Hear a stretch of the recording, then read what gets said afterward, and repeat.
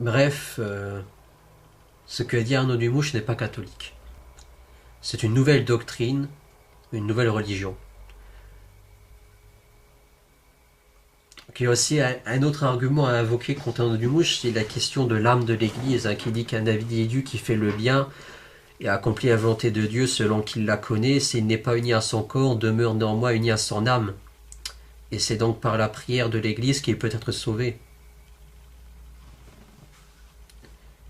Et même en citant le catéchisme de Saint Pie X, on peut lire ça. Mais celui qui, sans qu'il y ait de sa faute, se trouverait hors de l'Église, pourrait-il être sauvé? Réponse. Celui qui se trouvant hors de l'Église sans qu'il y ait de sa faute ou de bonne foi, ou aurait reçu le baptême, ou en aurait le désir au moins implicite, qui cherchera en outre sincèrement la vérité et accomplir de son mieux la volonté de Dieu, bien que séparé du corps de l'Église, serait uni à son âme et par suite dans la voie du salut. Donc le passage de la mort n'a pas de sens, au vu de tout ce que je vous ai partagé. Il y a aussi des passages de la Bible qu'il faut citer, car nous aime bien se servir. Et le problème avec la Bible, c'est qu'on peut lui faire dire absolument tout ce qu'on veut. Et moi, j'ai envie de croire qu'en fait, Arnaud a besoin de croire à sa théorie, et c'est ce qui le pousse à toutes ces interprétations erronées, sans même qu'il s'en rende compte peut-être forcément lui-même. En tout cas, à l'entendre, il a l'air sincère et de croire vraiment à ce qu'il dit. Mais il aime, par exemple, pour justifier ses propos sur le passage de la mort, citer Luc, chapitre 12, versets 57 à 59, Matthieu, chapitre 16, versets 24 à 28, le chapitre 20, verset 1, verset 16, Isaïe, chapitre 9, verset 1. Or, reconnaissez que dans ces passages, il y a sujet à interprétation. Et et Arnaud voit là-dedans des preuves qui viennent confirmer ses thèses. Moi, je n'en vois aucune. Et je vous invite à les vérifier vous-même. Enfin bref, quand moi j'ouvre ma Bible, non seulement je ne vois pas en quoi ces versets constituent des preuves en faveur d'Arnaud, ce passage de la mort, mais en plus je vois des tas de versets qui viennent contredire avec force ce qu'il dit. Quand il prend son catéchisme et prétend qu'il trouve des preuves qui viennent confirmer sa théorie, moi non seulement je n'en vois aucune, mais je vois des tas de passages qui le condamnent. Enfin bref, vous avez compris, je suis un pharisien. Toujours dans le catéchisme, au numéro 679, le Christ est Seigneur de la vie éternelle. Le plein droit de juger définitivement les œuvres et les cœurs des hommes appartient à lui en tant que Rédempteur du monde. Il a acquis ce droit par sa croix, aussi le Père a-t-il remis le jugement en tout entier au Fils. Or le Fils n'est pas venu pour juger, mais pour sauver et pour donner la vie qui est en lui.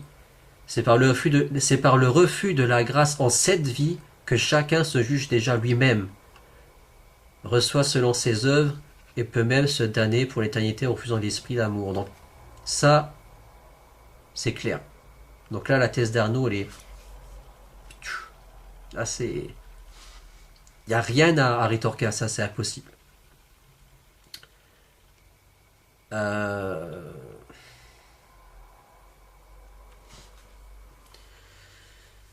Donc, elle est où la vision, voilà, de cette fameuse vision du passage de la mort et du choix de l'enfer, le paradis, sur la forme d'ectoplasme même, nulle part. Donc nulle part ne se trouve tout ceci. Et certains s'obstineront à voir ici ou là des preuves qui ne sont qu'en fait que des déformations fantaisistes pour tenter de sauver leur théorie capricieuse. Et encore pour se donner un semblant de légitimité. Il y a plein de passages dans le catéchisme qui viennent condamner ça, au numéro 1007, 1013, 1021, 1051, enfin il y en a plein, il y a le numéro 79. Donc dorénavant, quand j'ai affaire à ce genre de chrétien, je ne me sers même plus de ma Bible. Parce qu'on va me dire soit directement que je ne comprends pas, ou on va essayer de me dire que je ne comprends pas ce que je lis. Avec des explications tout droit sorties de la cuisse de Jupiter. Excusez-moi de cette vieille expression, mais moi je parle comme un vieux et j'aime bien parler comme un vieux. Donc je ne sers plus de ma Bible parce que ça m'énerve quand... excusez-moi, mais... Ah non, je vais pas le dire, mais voilà, quand on me parle comme si comme si j'en étais un, quoi, vous avez compris. La CON. Donc, pardonnez ma vulgarité, enfin bref, avec le catéchisme, c'est écrit ce qu'il y a écrit, donc soit vous allez tenter de déformer, de jouer avec les mots, et dans ce cas, votre mauvaise foi sera mise à jour, au jour, soit carrément vous rejetez tout le thématique qui se trouve dans le catéchisme lui-même, et dans ce cas, on a la preuve que vous n'êtes pas catholique. Parce que le catéchisme expose la doctrine clairement et sans ambiguïté. Hein. Elle explique ce qu'un catholique doit croire. Moi je dis souvent, et j'aime bien dire ça, on n'est pas catholique à 20%, ni à 50%, ni même à 99%. Rejeter un seul article de la foi équivaut à rejeter l'entièreté de la foi.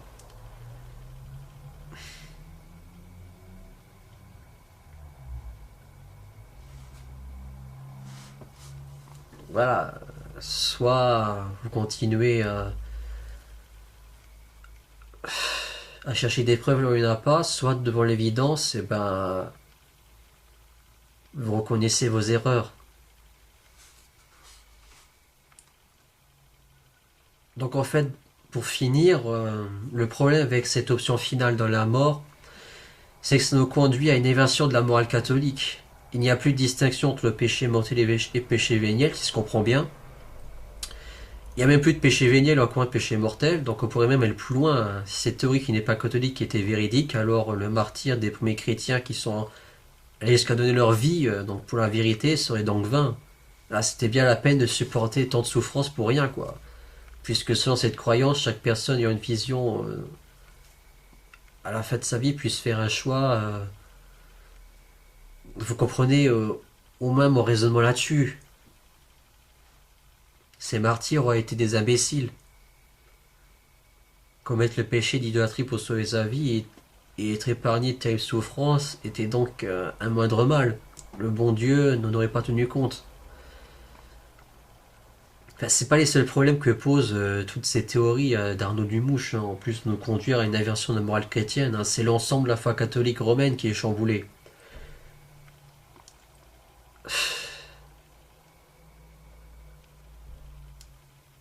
En tant, enfin,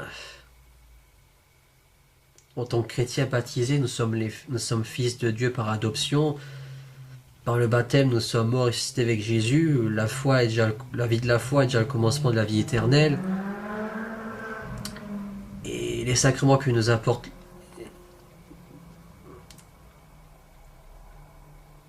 Mais les sacrements qui nous apportent le salut, qui ne servent strictement à rien si on applique concrètement les théories d'Arnaud, ces sacrements ne suffisent pas à eux seuls pour nous sauver. Donc nous sommes catholiques, cela signifie que nous croyons que nous sommes sauvés, mais nous devons d'une certaine façon collaborer avec Dieu à notre salut. Donc les sacrements sont des moyens utiles, efficaces pour faire notre salut, mais encore faut-il avoir une foi sincère, quoi. C'est ce qu'on appelle la sanctification. Les sacrements de notre Mère l'Église nous donnent la vie, nous communiquent la grâce, mais Dieu lui-même n'est pas lié, comment dire, à ces sacrements. Enfin, inversement, juste croire en Dieu et ne pas fréquenter les sacrements ne suffisent pas à être sauvé. Comme accomplir des bonnes œuvres est inefficace à notre salut si nous ne croyons pas en Dieu, quoi. Enfin, cette théorie de l'option finale rend de fait inutile l'action des sacrements, c'est ce que j'essaye de dire. Et caduque la morale chrétienne, tout ceci n'est plus que d'un autre âge, à écouter certains, notamment les catholiques libéraux, les néo-modernistes. D'ailleurs, Arnaud Dumouche et d'autres ne se gênent pas pour le dire, hein, vous avez vu le message que je vous ai montré avant, hein. L'ancienne théologie thomiste. Comment on peut croire ça? Alors pourquoi beaucoup de catholiques croient profondément cette théorie? Eh bien déjà, nous vivons dans une société qui a perdu le sens du péché. Elle ne sait plus ce qu'est un péché, et même de nombreux catholiques et chrétiens de tous bords ne le savent pas. Combien de fois ai-je moi-même entendu « Moi je n'ai pas de péché, j'ai pas tué, j'ai pas volé ». Enfin, mais mon mari n'a aucun péché, c'est un homme parfait. J'ai entendu des catholiques tenir ce genre de propos. Ensuite, nous vivons dans un monde prométhéen qui a mis Dieu au banc de la société. D'où la dégradation des mœurs et la perte de tout sens moral. Dieu a été remplacé par le temps et l'argent. Nous vivons dans une société de consommation, de divertissement, permissive, matérialiste, athée, de plus en plus sécularisée. on ne peut pas nier son empreinte chez nos contemporains, et même chez les catholiques. En tant que la crise de l'Église, qui est une crise éminemment morale et doctrinale, n'a pas encore fini de désorienter les fidèles, et l'atmosphère dans laquelle nous vivons a son rôle à jouer dans cette crise de l'Église.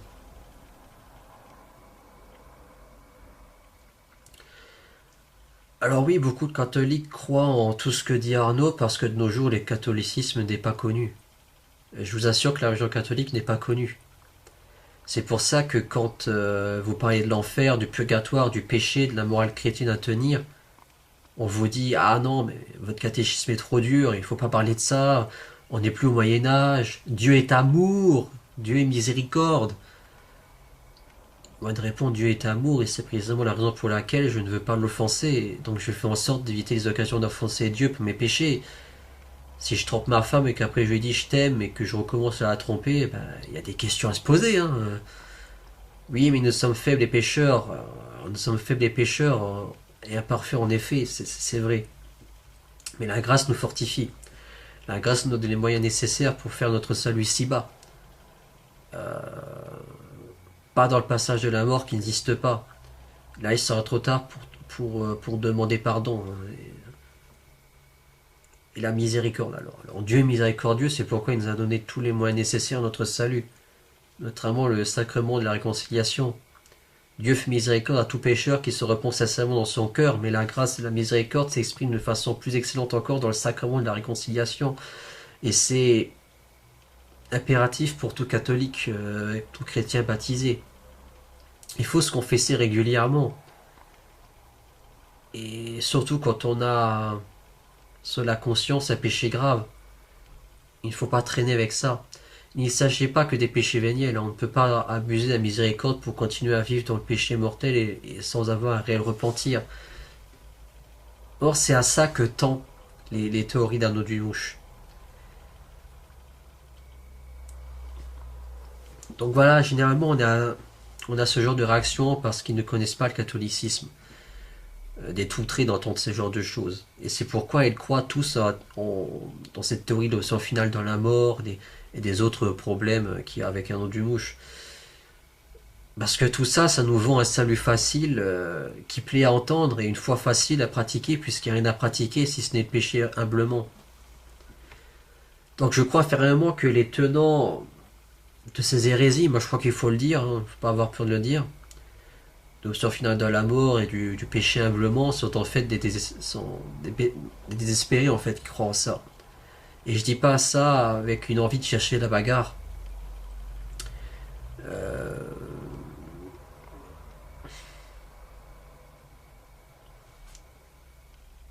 Selon moi, c'est un grand manque de foi que de croire en tout ça.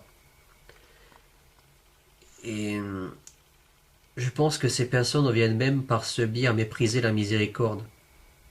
Voilà, on a vu ce que disait le catéchisme de l'Église catholique au numéro 2092, hein, qui disait de sortes de présomptions, en particulier celle qui consiste à croire que nous n'avons pas besoin de Dieu pour nous sauver, et celle qui porte à présumer de la toute-puissance de la miséricorde divine, espérant obtenir son pardon sans conversion et la gloire sans mérite. D'où cette croyance commune à tous ceux qui professent ces hérésies. Que du moment que tu pêches humblement, ça n'a aucune gravité quelconque de péché. Je sais pas si vous vous imaginez un jour, si vous êtes en couple, que votre amoureux, votre amoureuse vous annonce hier je t'ai trompé avec ta meilleure amie, ton meilleur copain, mais ce n'est pas grave, ne le prends pas mal, on l'a fait humblement. C'est un peu ça ce que vous faites avec le bon Dieu en fait. Loin d'être, je le pense, aveugle sur l'état du monde présent et de l'endurcissement des cœurs de nos contemporains, et vivant dans une société occidentale du moins de plus en plus sécularisée, laïque, matérialiste, etc., et où Dieu est mouvement de la société, je crois qu'en fait, les catholiques ont déjà peur pour eux-mêmes de ne pas être sauvés, et encore, ils ont besoin bien plus peur pour ceux qu'ils aiment et qu'ils aimeraient voir sauvés.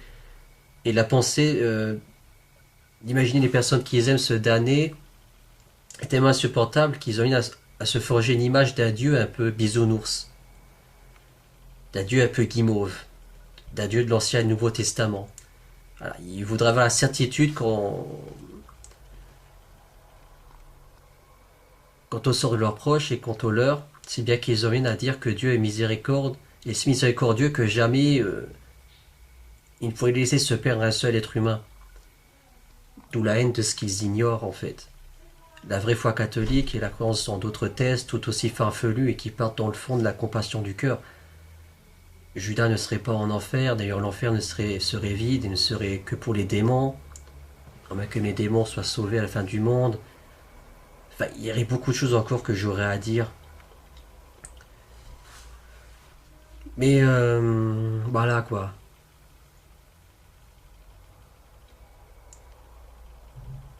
Ainsi j'ose dire publiquement que ce qui amène un certain nombre important de catholiques à croire en toutes ces hérésies, c'est l'ignorance de la doctrine chrétienne, le désespoir, la peur et le sentimentalisme. Donc je tiens à remercier le père Horowitz et je l'invite à poursuivre ces vidéos on en a grand besoin. Et je suis déçu qu'il n'y ait pas de prêtre pour le défendre publiquement sur YouTube. Donc voilà, c'est un avertissement et une mise en garde pour ceux qui suivent Arnaud Dumouche. Et voilà, merci monsieur l'abbé. Malheureusement, il y a beaucoup de gens pour ne pas apprécier ce que vous faites.